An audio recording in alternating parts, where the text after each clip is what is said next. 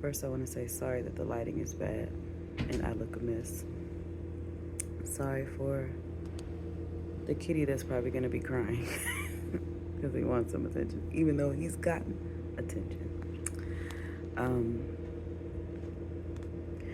I'm not even, this is going to be really raw and honest. I'm not even sure how I'm going to even word any of this. But I've come to realize that, and this is the heater in the background that you hear also. I've come to realize that one of the biggest things I've struggled with my whole life is feeling solid. One of the things that autistic people have an issue with is change. On the surface, I seemed very go with the flow, like I could move with change more easily, but that's really not what it was. The truth about it is that I have been willing myself through change for so many years. Willing myself through whatever it is that I felt like I needed to do, regardless of how I felt, regardless of how bad I was struggling. And now I'm at a point where I just can't do that anymore. Like, I can't will myself past any of this stuff anymore. I'm crying and my eyes itching. I think I have like some allergies or something. I can't will myself past the hard stuff anymore. I have to really sit with every emotion that comes up and make peace with it.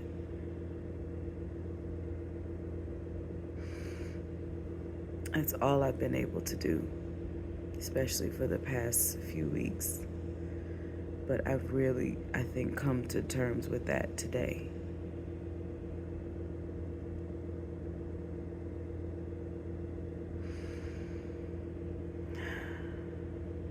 One of the biggest struggles is, which I talked to a friend about this, and I want to know if anybody else has had this experience where you feel like you're just one half.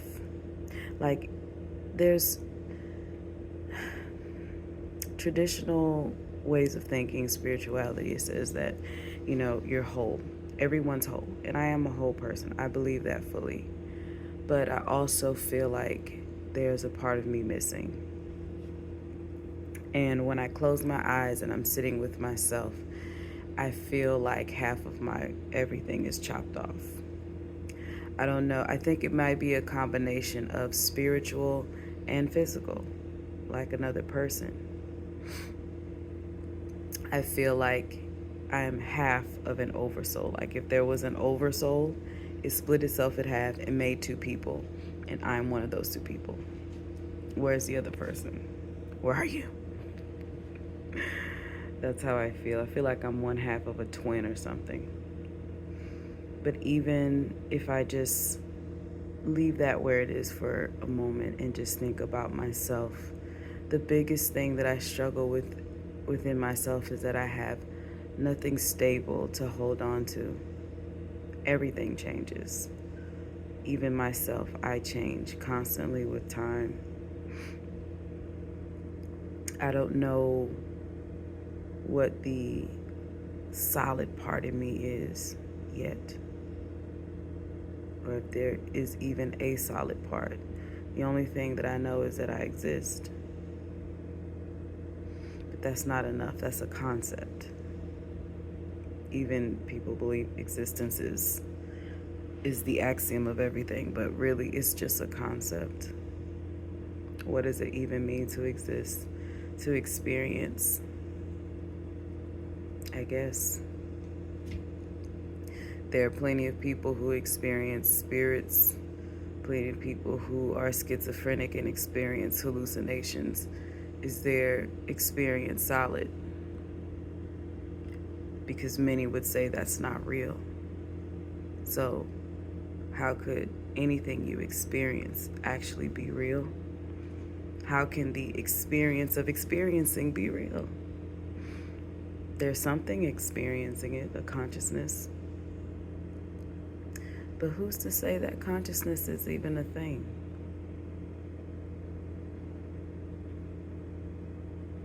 What does it mean to actually be conscious? Aside from just to experience something. This all could be a hallucination, right? So what's actually real? I was laying up against this wall. This is where the heater is. That's why I'm standing here. It's cold in here. And I remember thinking to myself, I just want something in my life that feels as solid as this wall. If I had something to hold on to in my life that felt as solid as this wall, and I missed the wall when I did that.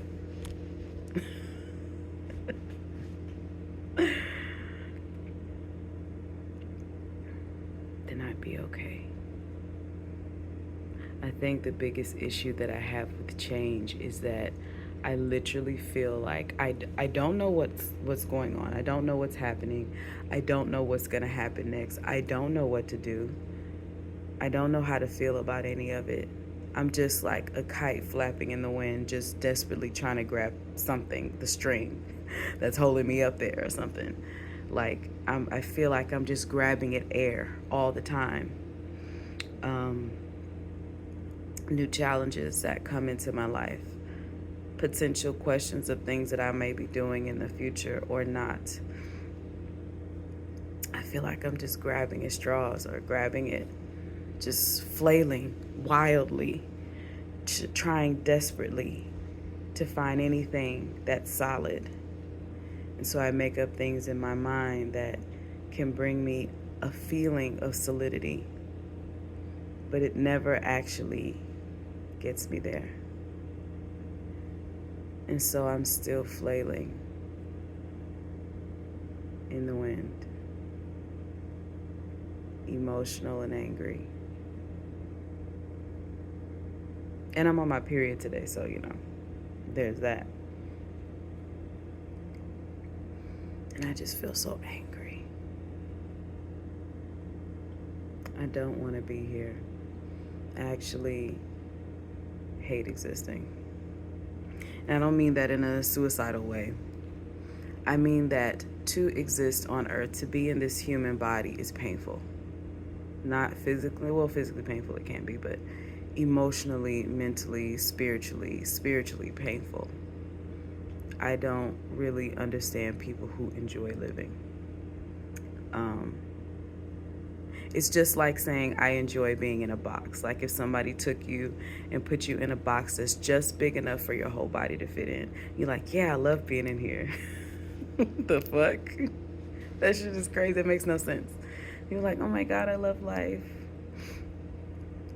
I could imagine the most amazing experiences. I can imagine having everything that I want in my life right here, right now. All of my dreams come true, and I still wouldn't be happy. I would be happy in the experience. I would be happy having the things, but there's still that little bit of something that just, I hate it here. Let me get more into, let's get in darker as time goes on. I don't like being in this body. It's limiting, it's frustrating, it's confusing. It makes me experience emotions like anger that I really don't think my spirit has ever experienced anger or depression before, because my reactions to both of those things are so wild, like so intense. Like I feel pain and sadness and depression and anger so intensely. It's amazing to even just when I just sit back and observe how my body and my spirit and my mind reacts to painful things like depression and anger and frustration. It's like an unbalanced, what's the word? Experience. Like it doesn't, like I don't experience joy as intensely as I experience anger and sadness and depression. Joy feels like when I'm happy and it's a happy moment, it feels like water. It feels like sand slipping through my hands. It's like something that you experience, like when you grab some sand and you let it fall through your fingers. It's like an experience that you get to have, and it comes and it goes and it's cool. But anger and frustration and depression is something that sticks to me. Like it just, it's like a slug or a snail that's stuck to your skin, and it's moving along your skin, and it's leaving this slimy trail that's hard to wash off, you know? It's just, I think a part of my consciousness or spirit is fascinated by it. Like, what is this? This is new. It just feels very new, and happiness feels like fleeting. The happiest feeling I felt recently was when it snowed here in Houston, and it was the most beautiful thing I've ever seen. Like next to like how I felt when I was in Sedona, the beauty of the red rocks and things like that. It was like that type of wonder of seeing like snow like that for the first time. I've never seen snow like that in my life. That was actual snow, like somebody in a different city would get, not here. And it was the most magical thing, and it lingered. It was the first time that something like that lingered. It felt like a gift. It felt like my life has been this linear, just trudging through mud, and that felt like a 2-day gift. Really a day, because the snow actually, believe it or not, the snow actually lasted on the ground for about 3 days till it fully melted away. That was crazy. But it felt like a gift. And I didn't sleep. I was up all night. I was up through most of the day. I stayed up till almost like from the day before. I don't remember what time I woke up the day before, but from the day before all the way until like 12 p.m. And then I finally went to sleep. And then by the time I had my fill, because I had been watching it all night, and it was just a wonder that lasted for a few days. And then it faded away. The intensity of it faded away. And that was the first time I've had something that happy happen to me in a long, long time. I don't think I've experienced wonder, because happiness and wonder are two different things. Like happiness is something fleeting. Wonder is something, it's like snow that trickles down on your body, and it just, if you stand there long enough, it coats you, you know? And eventually it fades away, but it lingers longer than happiness. But it's something that you don't get a lot of. It's like an experience that's so new. And that was the first time I felt like that. I want to say ever, but I would say probably since I was a kid or something. And I feel like I should probably live somewhere where it snows for a while. Maybe. But anyway, that was something to hold on to for a little bit. And then it changed and it went away. And I'm left on this desert island of crystal. It's just not desert, it's lush, but it's not really hospitable. It is enough for me to survive on, but it's not, I don't know how to thrive in it. I don't know how to thrive being crystal. Some people would give, simple advice, well, like, just do what you want to do, or, create something, or, create some sort of income for yourself, or create something from whatever it is that you make. But those things those things don't make me happy. Money doesn't make me happy. If anything, money has made me more miserable than anything in my life.